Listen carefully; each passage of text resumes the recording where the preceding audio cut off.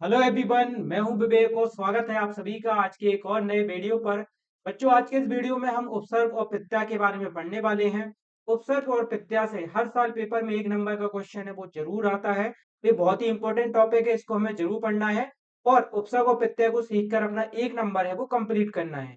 तो पहले हम उपसर्ग और प्रत्यय को जानेंगे कि यह होते क्या है एंड इसके बाद कुछ इंपॉर्टेंट क्वेश्चन करेंगे जो कि परीक्षा में आ सकते हैं। तो अगर हम बात करें सबसे पहले उपसर्ग की, तो उपसर्ग वे शब्द होते हैं जो किसी शब्द के आगे जोड़े जाते हैं। शब्द के आगे जोड़ने वाले शब्द क्या कहलाते हैं? उपसर्ग कहलाते हैं। ठीक है, डेफिनेशन आप लोगों को पता होगी, एक बार हम लिख लेते हैं।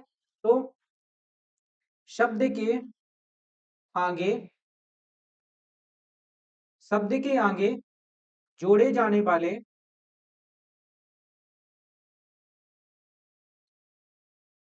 शब्द उपसर्ग कहलाते हैं। बहुत ही इजी सा टॉपिक है और पेपर में आता भी इससे क्वेश्चन जरूर है। जैसे कि अगर हम एक एग्जांपल देखें, अमन। अमन शब्द में जो उपसर्ग है वो आ है। देखो, अमन शब्द दो शब्दों से मिलकर बना हुआ है, आ प्लस मन। ठीक है, आ प्लस मन क्या हो गया? अमन हो गया। इसमें देखो, जो आ आगे जोड़ा गया है ना, ये उपसर्ग कहलाता है। ये क्या कहलाता है? उपसर्ग। और जो मन है वो क्या है? शब्द है। तो इस तरीके से किसी शब्द के आगे जो शब्द जोड़े जाते हैं उनको क्या बोला जाता है? उपसर्ग बोला जाता है। अमन शब्द में जो उपसर्ग है वो क्या है? आ है। जैसे कि एक शब्द है अनिश्चित। ठीक है, अनिश्चित शब्द दो शब्दों से मिलकर बना हुआ है, आ प्लस निश्चित।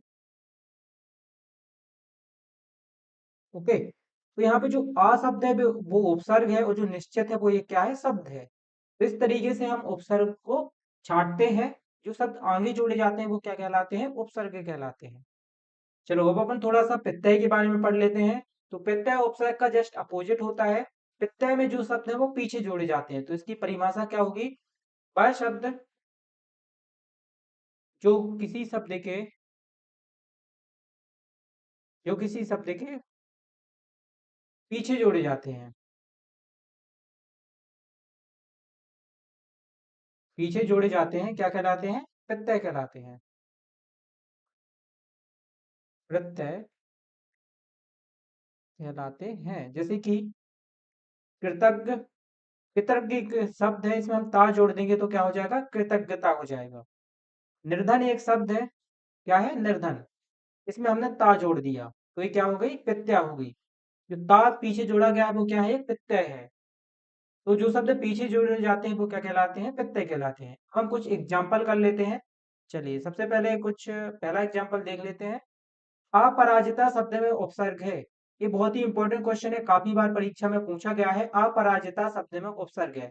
देखो, जो अपराजिता शब्द है दो शब्दों से मिलकर बना हुआ है, आ प्लस पराजिता। ठीक है, तो इसमें उपसर्ग क्या होगा? आ होगा। पराजिता एक शब्द होता है, पराजित, पराजिता। तो इसमें उपसर्ग हो जाएगा आ। आ इसका क्या है? करेक्ट आंसर है। अगला क्वेश्चन करते हैं। अधिनायक। अधिनायक शब्द में उपसर्ग है। अब देखो, जो अधिनायक शब्द है वो दो शब्दों से मिलकर बना हुआ है, अधि प्लस नायक। ठीक है, अधि क्या हो जाएगा? इसमें उपसर्ग हो जाएगा। तो इसमें जो उपसर्ग होगा वो क्या है? अधि है। ठीक है, तो इस तरीके से हम उपसर्ग को छांटते हैं। कुछ और एग्जाम्पल कर लेते हैं। ये सारे बहुत ही इंपॉर्टेंट क्वेश्चन है जो हम अभी कर रहे हैं। ये सारे क्वेश्चन ऑलरेडी आपके पेपर में आ चुके हैं और हो सकता है कि यही क्वेश्चन बार बार फिर से आ जाएं। तो अगला क्वेश्चन देख लेते हैं। तीसरा है, ता प्रत्यय वाला शब्द है। इसमें से ता किस में प्रत्यय लगी हुई है? जैसे देखो, सबका जो लास्ट डिजिट है, अक्षर है, वो ता है ना। लेकिन अगर माता में से ता हटा दिया तो माँ बचा, पिता में से ता हटा दिया तो पी बचा, छाता में से हटा दिया तो छा बचा। तो ये तो इसके एग्जाम्पल नहीं होंगे। इसमें से देखो, अगर कर्मठता में से अपन ता हटा देंगे तो क्या बचेगा? कर्मठ बचेगा, है ना। कर्मठ एक शब्द होता है। तो इसमें जो प्रत्यय वाला शब्द है, ता प्रत्यय वाला, वो क्या हो जाएगा? कर्मठता हो जाएगा। कर्मठ क्योंकि एक शब्द है। अगर इनमें से हटा देंगे तो ये तो शब्द ही नहीं बचेंगे। इस वजह से इसमें प्रत्यय नहीं है। कौन सी नहीं है? ता प्रत्यय नहीं है। कर्मठता इसका आंसर हो जाएगा। Move to the next question. अगला है, अधीश्वर में उपसर्ग है। अधीश्वर। देखो, अधीसर जो शब्द लिखा हुआ है उसको ऐसे लिखते हैं, अधि प्लस ईश्वर। अधि प्लस ईश्वर होता है अधीश्वर, तो इसमें जो उपसर्ग होगा वो क्या होगा, अधि होगा। ठीक है, सी ऑप्शन में जो अधि दिया गया है वो क्या हो जाएगा, इसका करेक्ट आंसर हो जाएगा। चलो अगला क्वेश्चन करते हैं। इस शब्द में उपसर्ग है कायरता, अभागा, खंडित और तल्लीन। इसमें से जो उपसर्ग है वो अभागा में है। देखो अभागा शब्द दो शब्दों से मिलकर बना हुआ है, आ प्लस भागा। भागा एक शब्द है, इसमें उपसर्ग किस में हो जाएगा, आम, आ इसमें उपसर्ग हो जाएगा। अभागा, अभागा शब्द में क्या हो जाएगा, उपसर्ग हो जाएगा। तो इसका जो बी ऑप्शन है अभागा वो करेक्ट आंसर है। चलिए आगे बढ़ते हैं। दुखिया शब्द में प्रत्यय है दुखिया। देखो जो दुखिया शब्द है ना वो दो शब्दों से मिलकर बना हुआ है, दुख प्लस इया, दुख प्लस इया। तो इसमें जो प्रत्यय होगी वो इया होगी। क्या होगी प्रत्यय, इया होगी। ठीक है, जो ई होती है ना इसकी ये मात्रा होती है, जो छोटी ई होती है उसकी ये मात्रा होती है। तो दुखिया शब्द में प्रत्यय क्या होगी, इया प्रत्यय होगी।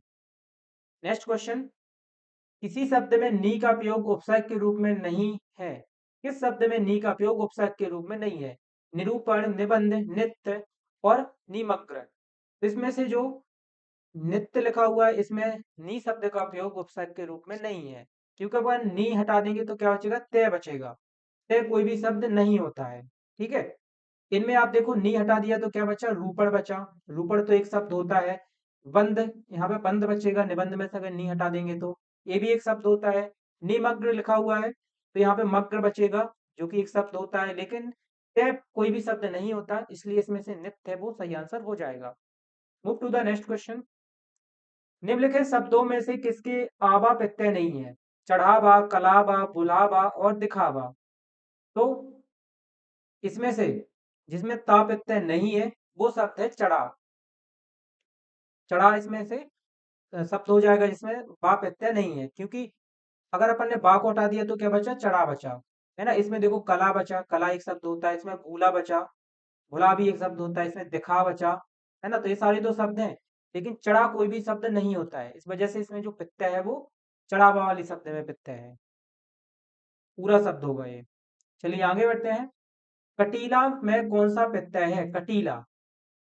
देखो कटीला शब्द है वो दो शब्दों से मिलके बना हुआ है, कट प्लस ईला। कट प्लस ईला, तो इसमें जो प्रत्यय होगी वो ईला होगी। ठीक है, इसका जो बी ऑप्शन है वो क्या हो जाएगा, करेक्ट आंसर होगा। और छोटी ई इसलिए नहीं आएगी क्योंकि यहाँ पे देखो बड़ी ई की मात्रा है ना। इस वजह से यहाँ पे कौन सी मात्रा आएगी, बड़ी ई आएगी। अगला क्वेश्चन है, बेबस शब्द में प्रयुक्त उपसर्ग है बेबस। तो बेबस शब्द दो शब्दों से मिलकर बना हुआ है, बे प्लस का बस। इसमें जो प्रत्यय उपसर्ग होगा, सॉरी, तो इसमें जो उपसर्ग होगा वो बे होगा। ठीक है, बे क्या हो जाएगा, उपसर्ग। सी ऑप्शन इसका करेक्ट आंसर है। चलिए आगे बढ़ते हैं। अगला क्वेश्चन है, हिंदी में निम्नलिखित में से कौन सा उपसर्ग है, कर, अति, बाला और पन। तो इसमें से जो उपसर्ग है वो अति है, जैसे कि अति चालाक, है ना, अति महत्वपूर्ण। तो इसमें से जो अति है वो आगे जोड़ा जाता है, बाकी जो कर, बाला और पन है ये सब पीछे जोड़े जाते हैं। जैसे कि पन का हो जाएगा लड़कपन, तो ये प्रत्यय है। बाला, बाला का हो जाएगा दुकान बाला।